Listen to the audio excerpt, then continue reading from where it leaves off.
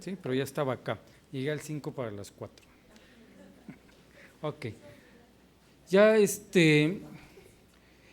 creo que ya les comentaron que mañana no van a tener sesión, ¿sí? Bueno, entonces para que se presenten hasta el día lunes, ¿sí? Son las buenas noticias. Creo que están de suerte en estos días. Bueno. Vamos a empezar a ver ahora lo que es la valoración de tiroides para después tomar los temas de hiper e hipotiroidismo. Sí, muchas gracias.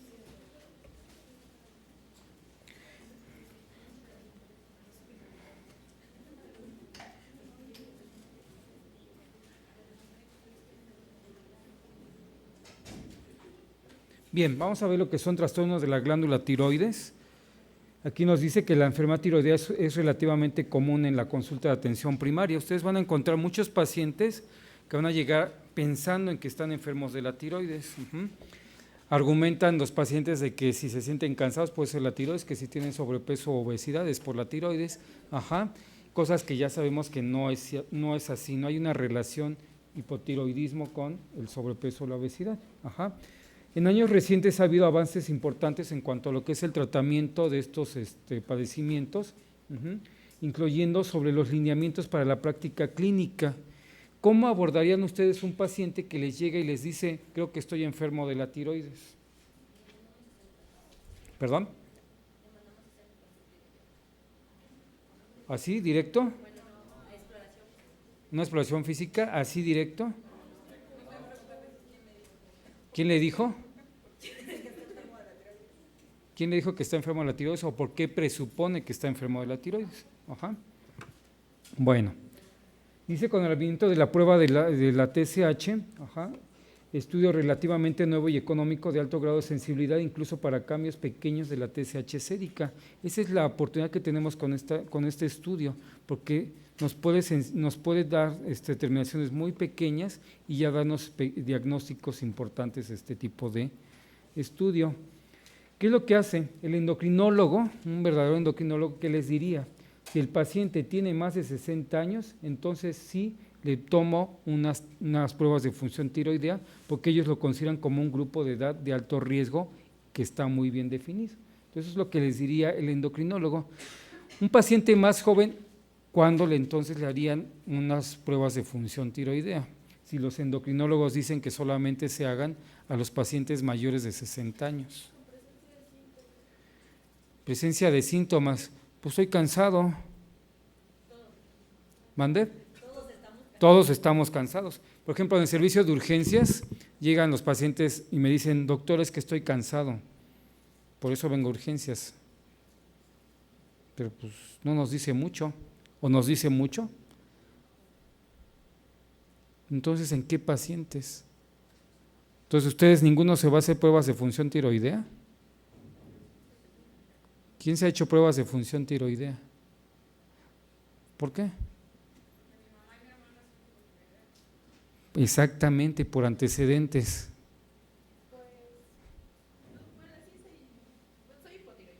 O sea, sospechabas que había síntomas. Tenías aumento de la glándula tiroides. ¿Por allá atrás?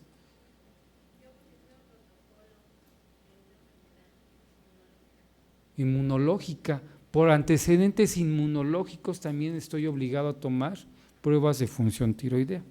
Entonces, vean, determinaciones de la concentración de TSH sérica en los adultos mayores de 35 o más cada 5 años, cuando el paciente tiene síntomas de enfermedad, como decía su compañera, cuando sospecho síntomas de enfermedad hipotiroidea, hipotiroidismo o hipertiroidismo. Cuando la exploración física, por ejemplo, bocio en este caso, nos demuestra alteraciones tiroideas. Pero nada más es un crecimiento.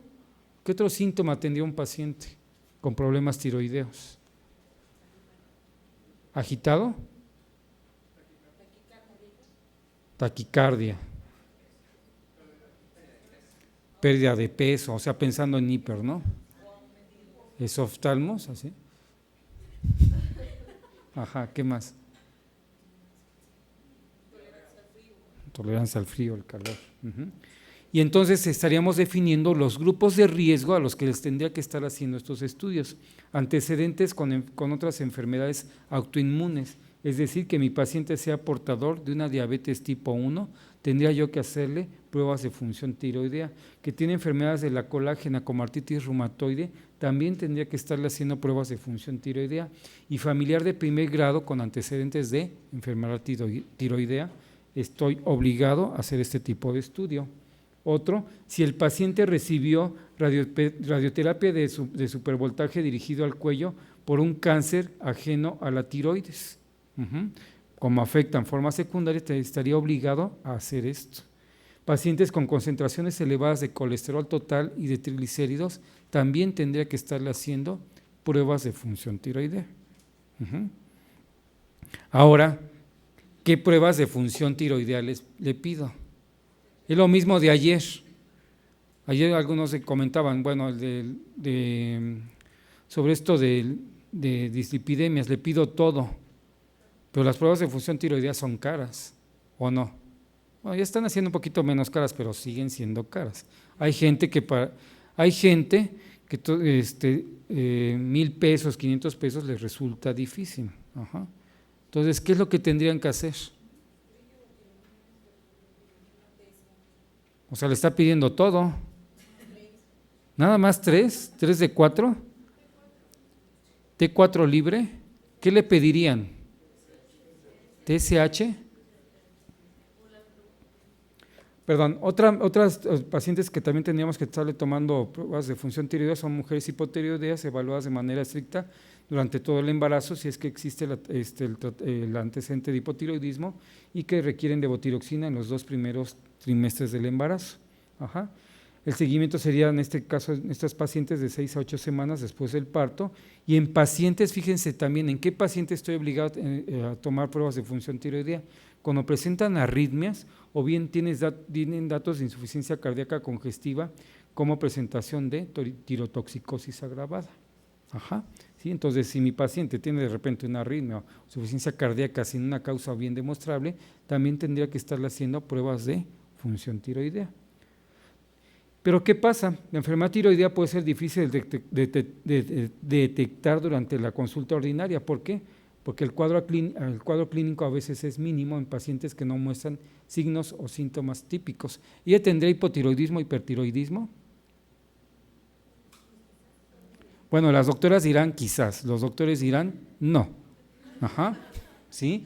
Sin embargo, puede estar asintomática esta paciente. ¿Sí? Pero si tiene todos esos antecedentes, entonces tendría que estarle tomando las pruebas de función tiroidea. O sea, esa es la idea de hacer una historia clínica, ¿no? ¿Sí? La historia clínica, ¿cómo la concebimos cuando somos estudiantes? En el 3er año. Pues para que me pongan que sí hice la rotación, ¿no? Y cuando soy interno, la obligación, Sí les han pasado ¿cómo se llama? Ese cuento donde está Dios recibiendo a los médicos allá arriba. ¿Sí? ¿A quiénes recibe primero? A los internos. ¿Por qué? Porque son los que hacen los ingresos. ¿Sí? Entonces no recibe ni a los pediatras, ni a los ginecos, ni a los otros, porque y ellos protestan y le preguntan por qué recibe primero a los internos, porque ellos hacen los ingresos. ¿Sí? Todo el trabajo.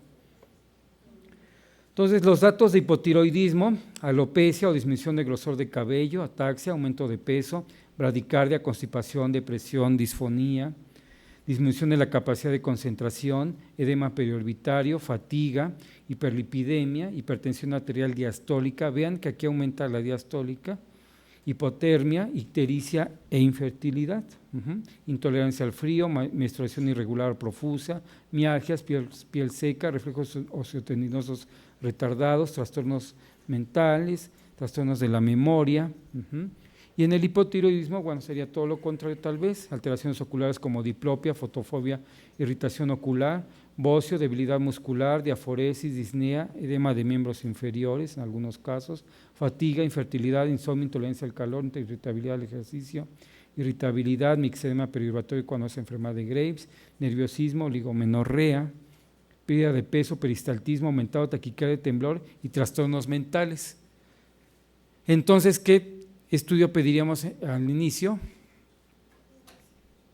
Bueno, esto es importante que lo tengan en cuenta. ¿Qué pasa con la tiroiditis de Hashimoto? Que hay un crecimiento tiroideo indoloro. Esta va a ser la característica importante de este paciente. Tomen en cuenta todo esto porque ¿qué va a pasar? Cuando veamos pruebas de función tiroidea y nada más digamos el paciente siente algo, lo que nos va a guiar es esto. Si yo tengo un paciente con tiroiditis que sospechando que tiene tiroiditis de Hashimoto, va a ser más evidente cuando este tiene un crecimiento tiroideo y este es indoloro y además tiene disfagia. Tiroiditis subaguda que va a presentar el paciente, agotamiento, dolor en el cuello que se confunde con la odinofagia y febrícula. En los nódulos tiroideos, ¿qué va a pasar? Disfagia y edema de cuello. En los ancianos, ¿qué va a pasar? Nuevamente va a ser difícil distinguir si el paciente está hipotiroideo o hipertiroideo. Es fácil pasar por alto nódulos tiroideos a menos que se haga una exploración cuidadosa en este tipo de pacientes. ¿Qué pasa? Cuando hay inflamación crónica de la tiroides en forma difusa e indolora, ya lo habíamos visto, tiroides de Hashimoto, inflamación tiroidea aguda, cuando hay cuando hay dolor en el cuello súbito, odinofagia, irradiación a la mandíbula y oídos cambiantes, después es permanente esta sintomatología, estoy pensando en una tiroiditis subaguda. Se confunde con problemas dentales, faringitis o otitis media, porque ya habíamos visto que tiene irradiaciones hasta esas partes y entonces pudiésemos confundirlo. Y entonces, ¿cómo vamos a comenzar el diagnóstico? Lo vamos a comenzar solamente con la TSH. No vamos a solicitar la concentración de tiroxina libre al mismo tiempo. Lo primero es solicitar TSH. ¿Cuánto es el valor normal de TSH?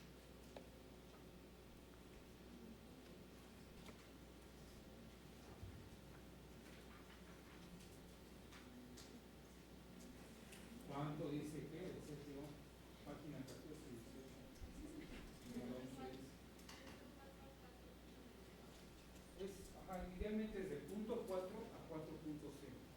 Ese es el rango.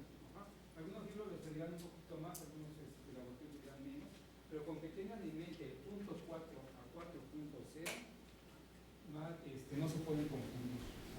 ¿Sí? Después, ¿qué pedimos? ¿Qué va a pasar? Tres posibilidades: TSH baja, TSH alta, TSH normal. ¿Qué hacemos ahora?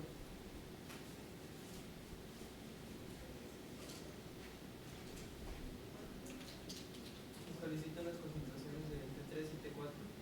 ¿Las dos al mismo tiempo? ¿Por qué? ¿Por qué? O principalmente de T4, para saber si T4. O sea, si le pregunto no es para que se contradiga, sino para que... Pues tiene que citar la presión libre y vemos si esta se encuentra muy elevada o se encuentra con valores menores a los normales. ¿Y después qué hace? Eso se correlaciona con los valores que tuvimos con la TSH. Si la retroalimentación está siendo de forma negativa o bueno, para saber más por nada dónde está la eficiencia. A ver, vamos a ver. Dice, si la TSH sérica es normal, hay una probabilidad de que el 98% también esté normal, la T4 libre. Entonces, pues no la solicitaría. ¿Sí? Sería igual. ¿Sí? Entonces, si es normal, no solicito T4 libre. ¿Sí vamos bien? ¿Sí? Esto es para que después podamos resolver los casos clínicos. Excepto en los pacientes que se sabe o se sospecha que padecen enfermedad hipoficiaria o algún otro padecimiento que pueda alterar los resultados de TSH. Entonces, si yo tengo una TSH normal, pero sospecho que mi paciente tiene enfermedad tiroidea, entonces sí lo solicito. Dice, por lo general no hay necesidad de solicitar T4 libre ni cualquier otra prueba de funcionamiento tiroideo, a menos que la TSH sea entonces sí, ahora anormal. Entonces, si es TSH anormal, solicito T4 libre.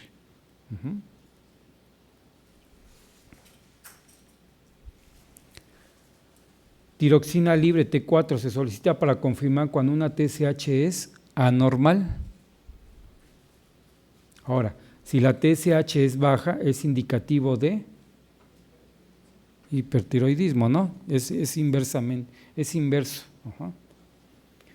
La T4 libre debe estar elevada de manera característica en pacientes para considerarlo como hipertiroideo.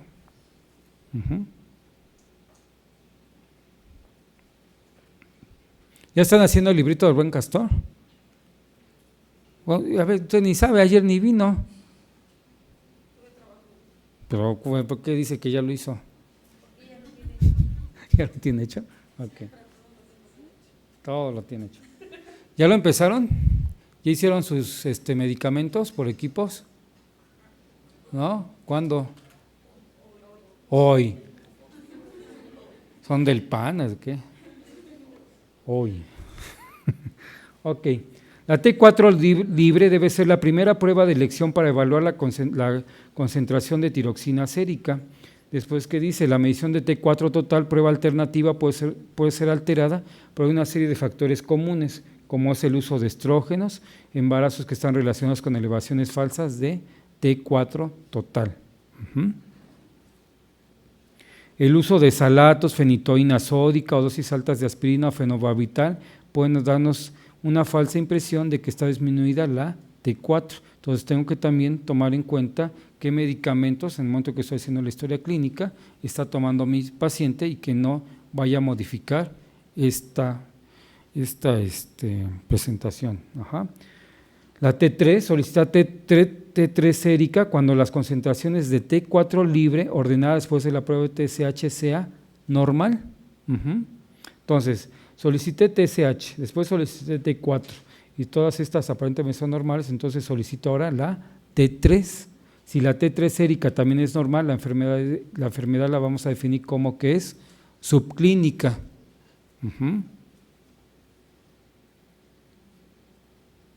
Es así como seguir un mapa.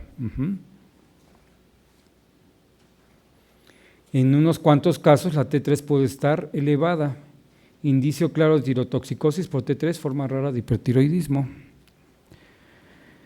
Después pasaremos a lo que es la captación de resina para T3. La captación de resina para T3 se utiliza principalmente para calcular la concentración entonces de T4 libre. Por lo tanto, solicitar la captación de resina para T3 solo si el laboratorio no puede medir directamente la concentración de T4 libre. Esto sería, por ejemplo, en algunos laboratorios de provincia, que a veces no lo hacen, o porque el recurso del paciente no lo puede permitir y pide cosas muy básicas. Después, otros estudios que nos servirían para valorar los trastornos de la glándula tiroidea sería la captación de yodo radioactivo y el gamagrama tiroideo. Esta es para determinar entonces las causas de tirotoxicosis, enfermedad de Graves, adenoma tóxico, bolsio multinodular tóxico. Y estas, por ejemplo, la captación estará aumentada con un patrón característico en cada enfermedad. Ahorita que vayamos viendo estas patologías, vamos a ir viendo cómo capta el gamagrama tiroideo en las diferentes patologías. No solicitar RAYU cuando se sospeche de hipotiroidismo, ya que esta prueba no se considera precisa, ya que muestra una captación normal y entonces nos daría una falsa impresión sobre un posible diagnóstico. Después solicitaría a lo mejor en algunos pacientes, cuando estoy valorando los trastornos de la glándula tiroidea, anticuerpos antitiroideos, útiles para identificar varias enfermedades tiroideas, enfermedad de Graves, tiroiditis de Hashimoto, que pueden tener anticuerpos antiperoxidasa de tiroides. Entonces es cuando yo solicitaría este tipo de estudios. Algunos también tienen anticuerpos antitiroglobulina. Bueno, ¿ya quedó claro?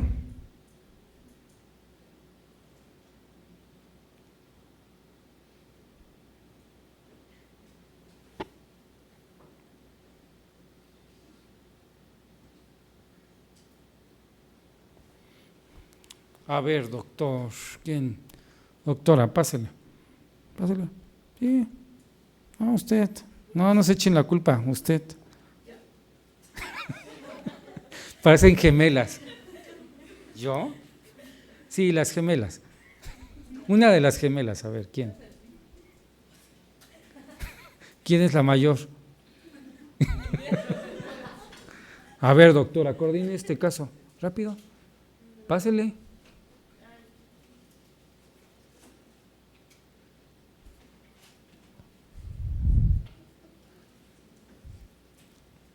Pregúnteles, regáñelos. Ajá. A ver, usted, vea el caso. Hombre de 55 años de edad, originario del Estado de México, ocupación médico cirujano.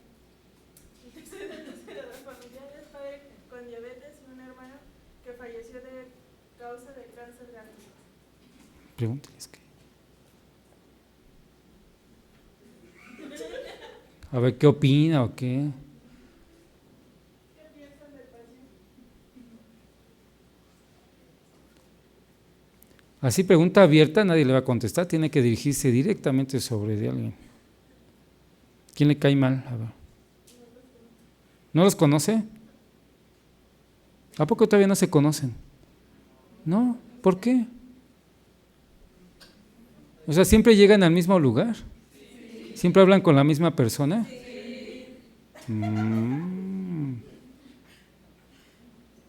Ya veo. ¿Perdón? O sea, ¿no van a salir aquí con amigos, compañeros, nada de eso? No. ¿Son antipáticos o qué?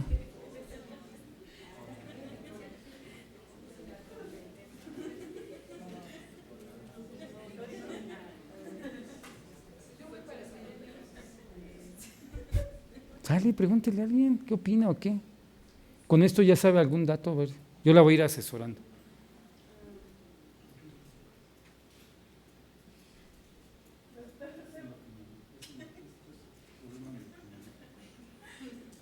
Doctor Navarra, ¿qué opinan? ¿Estos son problemas? Hay dos, compadre. ¿El horario? Sí.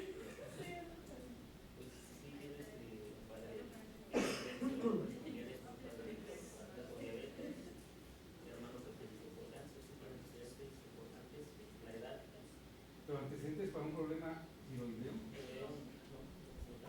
No como tal, o sí como tal. ¿Es qué tipo de diabetes? ¿Uno o dos?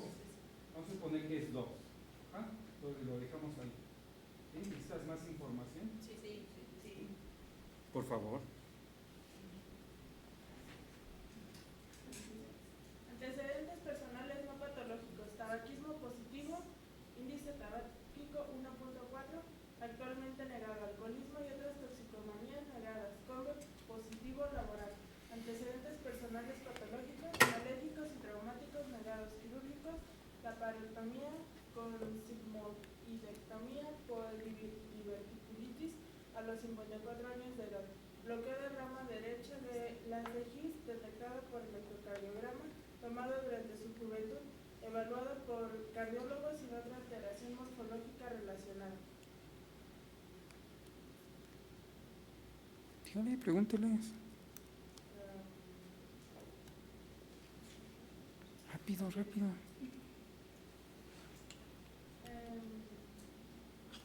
¿De aquí qué les llama la atención? De estos datos que les llama la atención.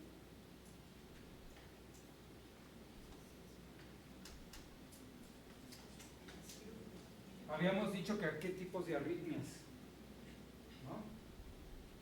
¿Esta es una arritmia? ¿No es una arritmia el bloqueo de rama? ¿Qué tipo de arritmias? ¿Perdón? ¿Perdón?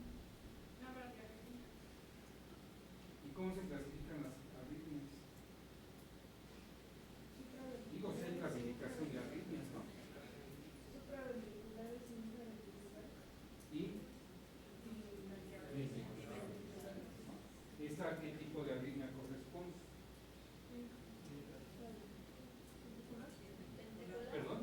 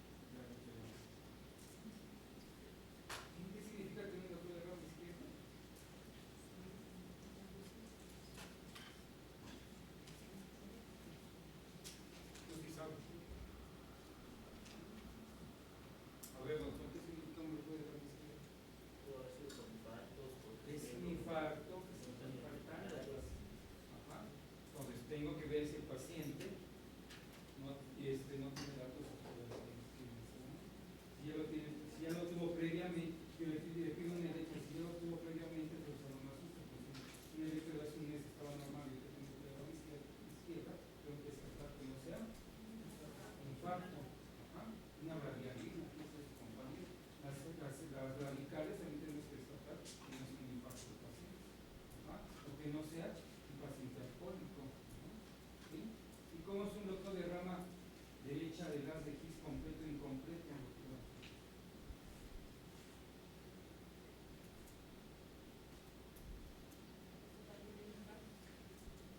¿Cómo sabes que es incompleto o completo?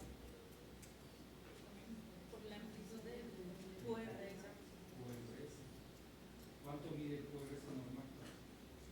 Punto 8, ¿Punto 04? ¿Punto 00? 0004. No entiendo. ¿Cuánto? Lo que está en ese rango es incompleto. Lo que está más de ese rango es completo. Bien fácil que ir cagando. ¿Alguna otra cosa? No, ¿verdad? Hasta aquí es que es problema cardiológico o es problema de tiroides. Parece cardiológico, ¿no? Ok. Padecimiento actual. El motivo de consulta es por un cuadro que se inició hace 2 meses, caracterizado por astenia, dinamia y pérdida de peso de aproximadamente 3 kilos. Al cuadro se agregó una semana después dolor abdominal y evacuaciones diarreicas sin moco ni sangre, acompañada de pujo y tenesmo, las cuales se presentaban de manera intermitente. Para dicho efecto, el paciente se automedicó con diversos tratamientos antimedianos, dentro de los cuales refiere haber usado metronidazol y hidroxicloroquina por más de 2 semanas. Con ese tratamiento presentó disminución de la diarrea y sintomatología asociada. Una semana después de haber concluido esa medicación, presentó insomnio, palpitaciones, temblor distal y nuevamente diarrea sin pujo ni tenesmo.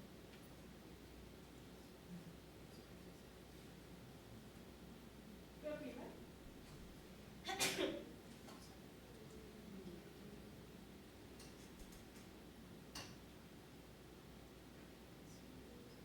En el padecimiento actual, que por el motivo de la consulta ya estamos viendo que está presentando síntomas de astenia, anemia y una pérdida de peso, que podemos estar relacionados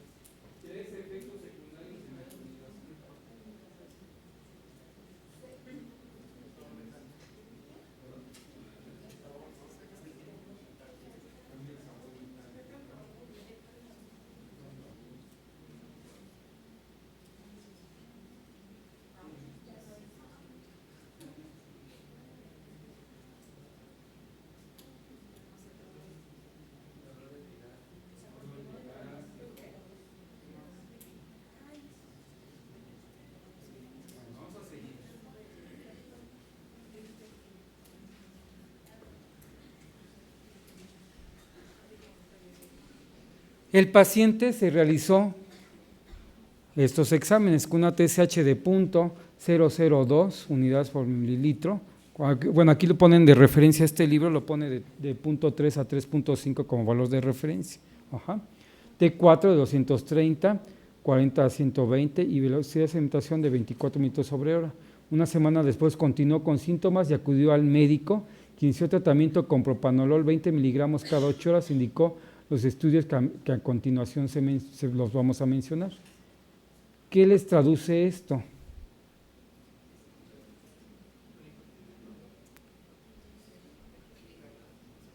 ¿Un qué, dijeron? ¿Por qué?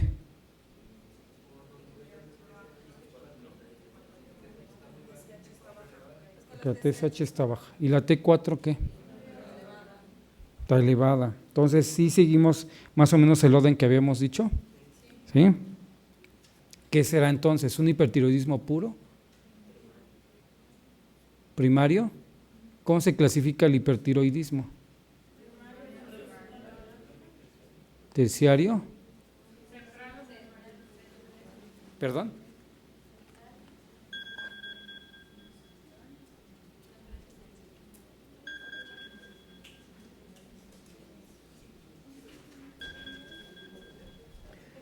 El gammagrama tiroideo presentó hipocaptación generalizada de la glándula menor a 5%, no fue factible obtener imagen por captación tan disminuida de la glándula, y el ultrasonido mencionaba que tenía una cogenicidad normal y flujo normal. ¿Qué significa esto?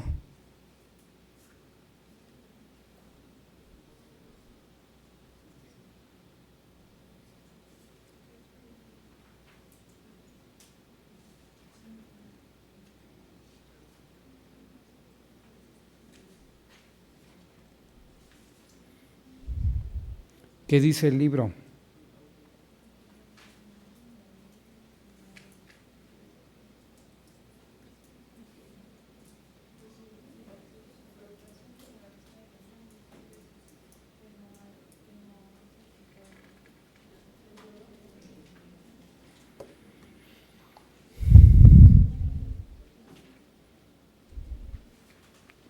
¿Qué dice de los gamagramas? Si está hipocaptando el paciente.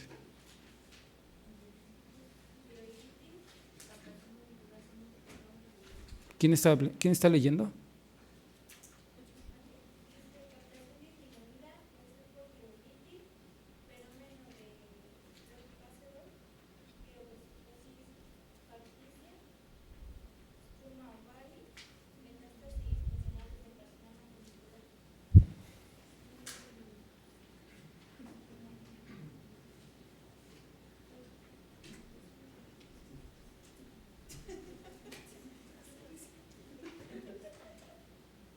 Entonces, doctora, usted ya tiene ahí en sus manos el caso clínico.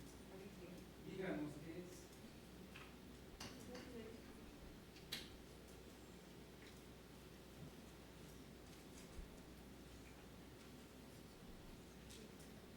¿Qué es?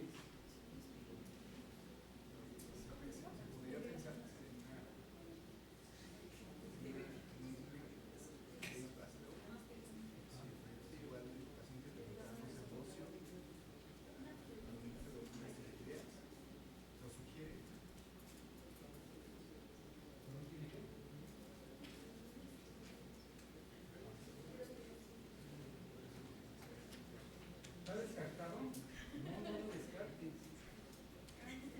¿Eh? ¿Cáncer? Cáncer.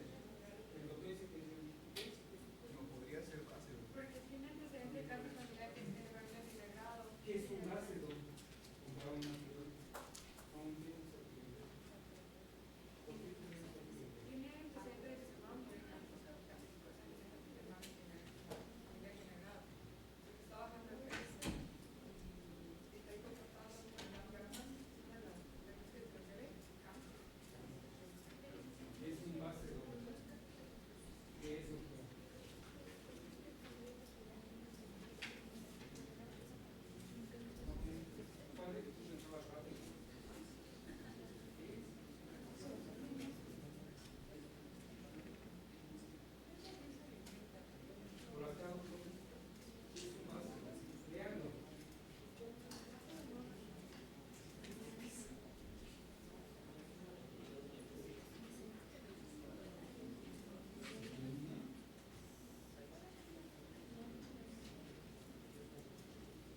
¿qué tiene? ¿Una enfermedad autoinmune? ¿Es un base o es un CA?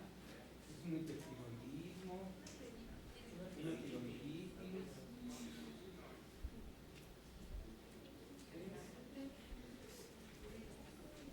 ¿Qué es, doctor? Que decías que era obvio, tiroides.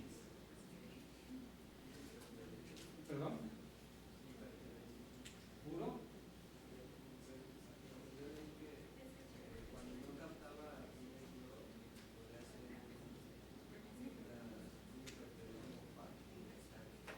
¿Un hipertiroidismo qué? Provocado. ¿Dónde está? ¿Qué es? Cáncer no puede ser. Cáncer no es. Un cáncer no tiene diarrea ahorita y después se le quita. ¿Perdón? El flujo también es normal, debería estar aumentado. No lo tiene. ¿Tiroiditis deficitaria?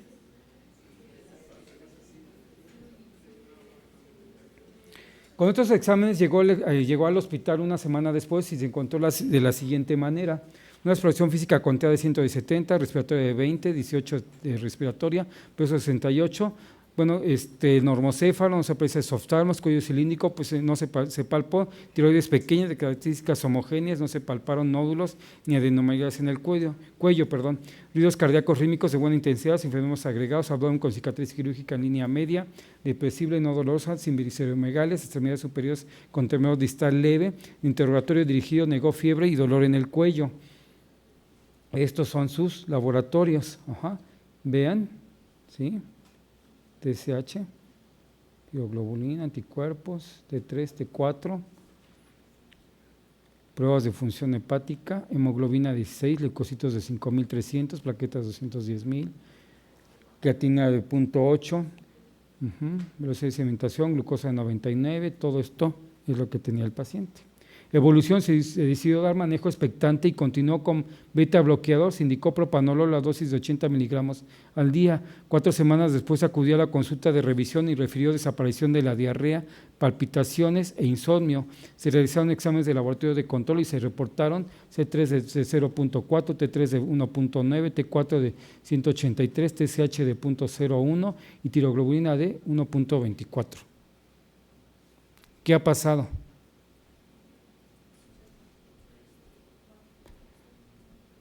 Le dieron propanolol. ¿Cómo sigue? Baja. O sea, ¿se ha controlado? No. Acudió a revisión 3 meses después, asintomático. En el último perfil tiroideo se encontró ahora sí TSH de 3. ¿Ahora qué pasó? ¿Perdón? ¿Mejoró? Entonces, ¿qué es? ¿Perdón? ¿Transitoria? ¿Perdón?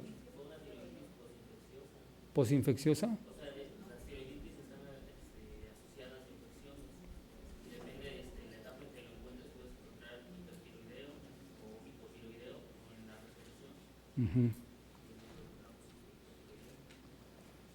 Ok. La discusión se trata de un hombre que se encuentra en la 6ª década de la vida, fue referido a la consulta por cuadro de tirotoxicosis.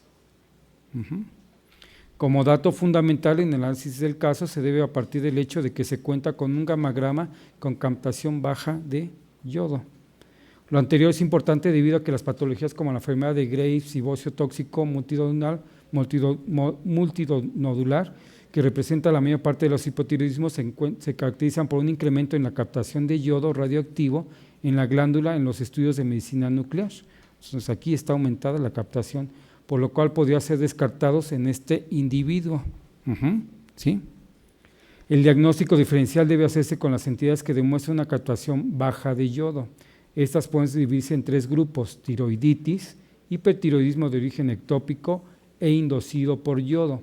El diagnóstico diferencial inicial se debe hacer con 2 tipos de tiroiditis: la subaguda y la crónica silente.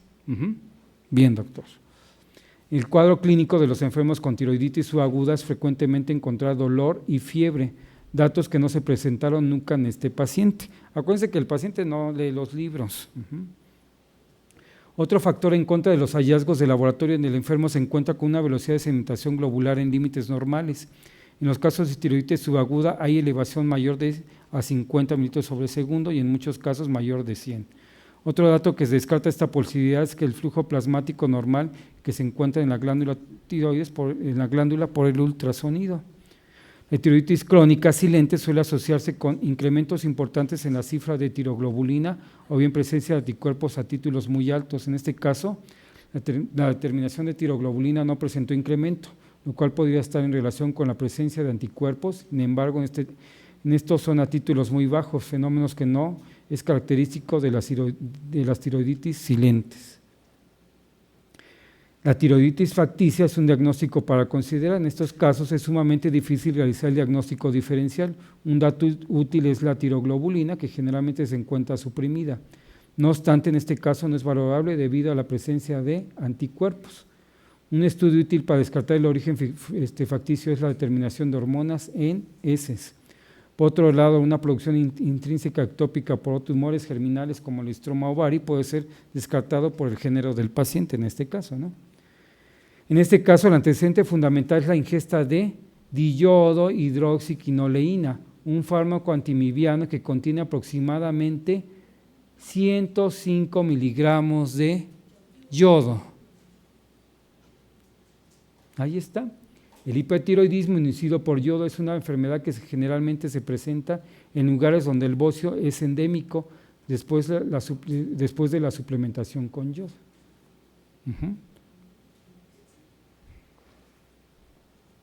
En sitios donde no existe déficit de yodo, generalmente se presenta en pacientes que tienen como comorbilidades tiroideas asociadas. No obstante, se ha descrito múltiples casos en pacientes con tiroides normal cuando hay una exposición excesiva a este mineral, como sería el de este paciente. La duración de la enfermedad es variable, generalmente tiende a autolimitarse, como en este paciente.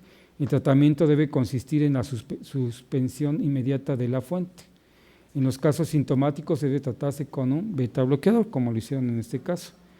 El uso de fármacos antitiroideos puede considerarse en casos graves para disminuir la síntesis de nuevas hormonas. El tratamiento ablativo con yodo 131 es poco útil debido a la baja captación del mismo. Conclusión. Ahí está.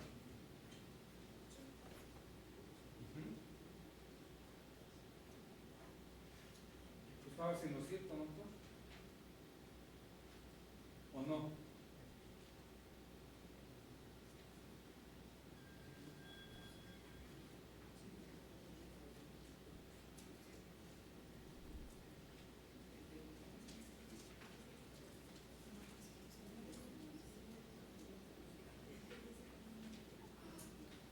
¿Quieren otro caso clínico o revisamos los temas? A ver.